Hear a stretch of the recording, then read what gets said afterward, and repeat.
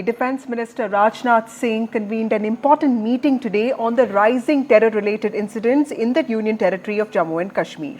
Meanwhile, an army officer was killed in a gunfight that broke out between security forces and terrorists in Jammu Kashmir's Doda district on Wednesday. A terrorist was also shot down by the security forces. Remember, in recent months, Jammu and Kashmir has seen an increase in terror attacks, specifically Jammu, including an assault on an army convoy in Kathua and skirmishes in Doda and also Udhampur.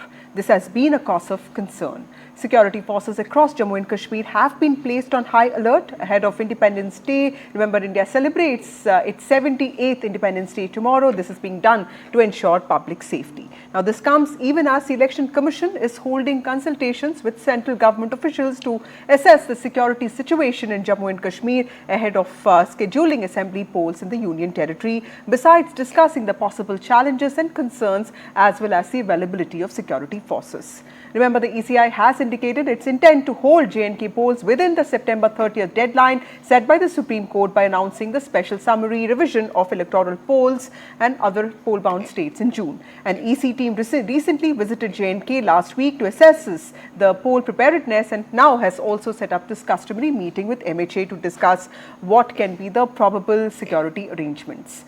That brings us to the point that we want to discuss today. The task is clearly cut out for the centre. On one hand, it needs to further its efforts to deal with militancy, while on the other, it also needs to kick off political processes, starting with the elections. Joining me now is SP Vaid, who is former DGP J&K. We have RP Singh, spokesperson of the BJP, and Advocate Ifra Jan, who's a spokesperson of NC. Thank you so much, all of you, for joining me on this show. To you, Mr. Vaid, first, why is there a disproportionate loss of officer and Jawan casualties in encounters south of Pir Panjal? Is this a basic failure of intelligence at multiple levels?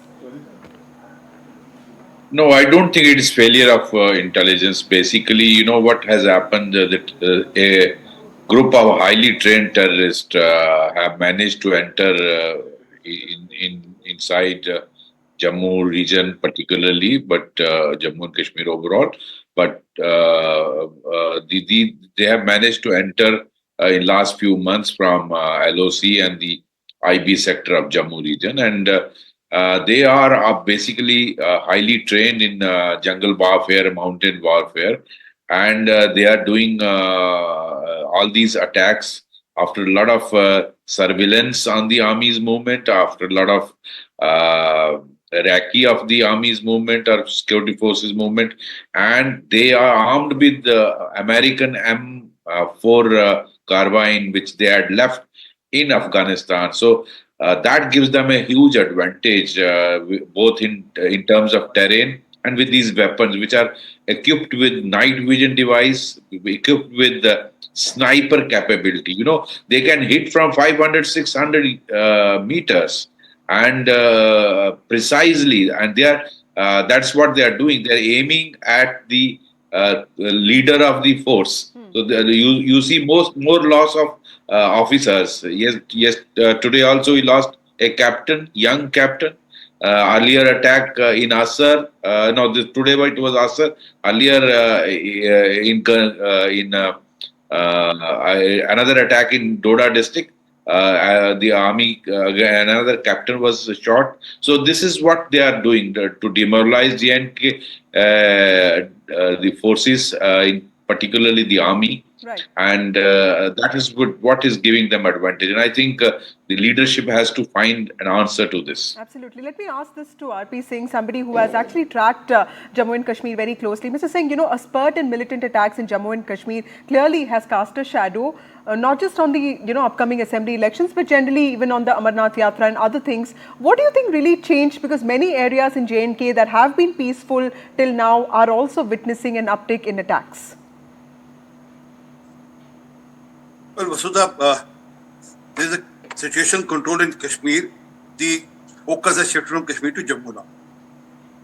Jammu being a border which has close to Punjab also, sir will accept that there is infiltration from Punjab side also. There is arms supply from the Punjab side also. Through drones there are supplies from that side of the border also. Plus, as DGP sir saying that there is a problem because of this new infiltration. And since they have the sniper rifles and they have the advanced equipment, so they target our individual host people, and then they target our captains or our people who are star people. So that's how they are working on. But soon, Government of India, along with the army, will find a solution to it. And I strongly feel that is a game plan of the West also to ensure that this region stays destabilized. They have done so in Bangladesh, and now they want to start this in this part of the world, this part of our part of the country. Right. So we'll ensure that they don't succeed in this. Right. And then yes, their targets, they change their policy on the way they operate also, and also they have shifted their focus from Kashmir to Jammu. And yes, the election is in foray. The election is coming soon, and then for them, if there's an election which happens and peaceful election happens, right? So they don't want. Okay, let me take this question to Ifra. Ifra, I really found one of your tweets very interesting when you said that elections cannot be delayed in the name of consensus building. I know that the opposition has been quite suspect of the centre's intentions when it comes to holding elections, but there's an ECI team that has gone there, that has talked to parties, and now it's also meeting MHA officials. So clearly there seems to be some attempt to address the Supreme Court's deadline of September 30th. Why do you think that the centre is not really very serious about holding elections? You see, if the centre was very serious about holding elections, the elections wouldn't have come after the Supreme Court, in a way, left no option with the centre when it gave the 370 order. So that is one thing. The centre is not keen on holding the election because the centre knows that what they've done in Jammu and Kashmir after the abrogation of 370, they are not winning any seats. In fact, this was something which was very clear after we saw in Kashmir Wali, the BJP did not even field any candidates. In Ladakh, where they actually won the 2019 election seat, they came third this year, not even second. And we have seen that we have thousands of people coming out on the roads in Ladakh. In Jammu and Kashmir, they've almost ensured that no protests, even peaceful protests, take place. So the elections are not happening simply because the BJP government knows that it will not come to power and it will not be voted to power anymore. But what they're doing, the tactics that they're using, for example, they send the election commission to Jammu and Kashmir, and the election commission then is supposed to hold talks with one party, another party. Of course, National Conference very clearly said, they put forth the demand saying that the people of Jammu and Kashmir want elections. But let's assume for a second, what if the political parties would have said we don't want elections? What if the administration would have said we don't want elections? When is it that in our country, that is known in the entire global south for being such a robust democracy, since when is it that we actually start making consensus, we start building consensus to hold a process of elections, which is something that should be held according to the constitution every 5 years? Right. Since when is it that you now need an accent? You now need the administration to say, yes, kar dijiye election. Okay. Isn't this something that should happen every 5 years automatically on its own? To me and to political parties like National Conference, we find this entire process very dangerous. Absolutely. Not just for Jammu and Kashmir, but also would you for like India. to respond to that Because before the I go to entire Mr. country, Vaid for the last word?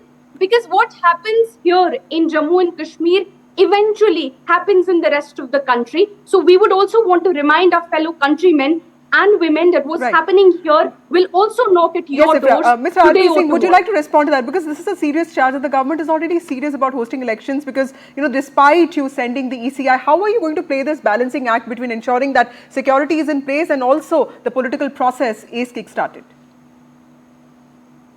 Well, there was a long period when there was no election in Kashmir. And it was not the first time. It has happened many times earlier also, where fair time, the elections were not held, I remember, for years together. So it's not issue. Issue is the security of the people is the utmost. And also, along with that, yes, the electoral process will start. That's why the panchayat elections and the local body elections were held, and even the parliamentary elections were held. And as for Isha, we not contesting election, we didn't contest election, many more seats in the country. So, Okay. and a lot of political Okay, parties. let me ask Mr. Baid this last question because, Give me a it's second, give me a important and, second, Vasudha, give me a second. Yes, sir. Give me a second. So it doesn't become a reason that we are not contesting election, that's why we are not serious about it, or we don't have any command or hold in Valley. I mean, don't go by that as a parameter. Okay. But fact is that yes, election has to be held. Election will be held in time, and the process is already on. Okay. Mr. Vaid, because Kashmir is so much beyond politics also, we have clearly lost 50 officers and men of the army and police in the last 8 months. At what time does India, what time should India consider even taking retaliatory options? And most importantly, is it accurate to say that there are terrorists involved that are hardened Taliban fighters which are now operating from our territory, something that you also touched upon, sir? See, first I will like to mention about elections. Elections must be held. There is no doubt about it. In fact, you can't keep people at the mercy of bureaucracy. And 6 years is a long time. I think Election Commission is all geared up to this, and I don't doubt their intentions. The only thing is, the commission said we will have discussion with the Union Home Ministry about the availability of forces, and I think that should be made available. Where earlier also, Ifra's answer. Earlier also in 19 to 96, the elections were not held when governor's rule was there, when terrorism erupted in early 90s. Now coming to your question, yes, I think it is high time India goes all out. Not only within the country, I think government has taken it seriously. The Prime Minister, Honorable Prime Minister, held a meeting in Delhi, the Cabinet Committee on Security. After that, the army chief came here with all the chiefs of security forces, intelligence agencies. I think they are the people who have to actually do the job against terrorism here. And I think they held detailed meetings with the J&K police, everyone concerned, and they will be going all out against them. Only just one or two points is that we must ensure that no more infiltration takes place. That must be ensured. If more number of such people come, it will vitiate the atmosphere, and not holding election will actually amounts to giving into the Pakistan, what Pakistan wants, what their deep state want, what terrorists want, and we should not go by that. I think Pakistan is rattled with the turnout in the parliament election, more than 50%. And actually, on the contrary, Jammu and Kashmir presented quite a hopeful picture with places like Srinagar voting, registering a high voter turnout. Ifra, you wanted to add something? My only point is, keeping elections aside, let's look at what is happening in Jammu and Kashmir. We have seen such loss of life is something which is very disheartening for everybody, for all of us.